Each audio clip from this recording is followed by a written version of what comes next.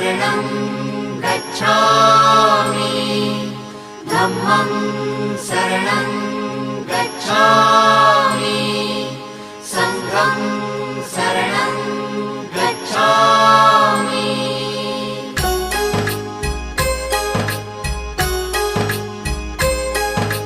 बुद्धं शरणं गच्छामि धम्मं शरणं गच्छामि संघं शरणं गच्छामि। त्यागमूर्ती तू शांत चित्त तू योग रूप संसारी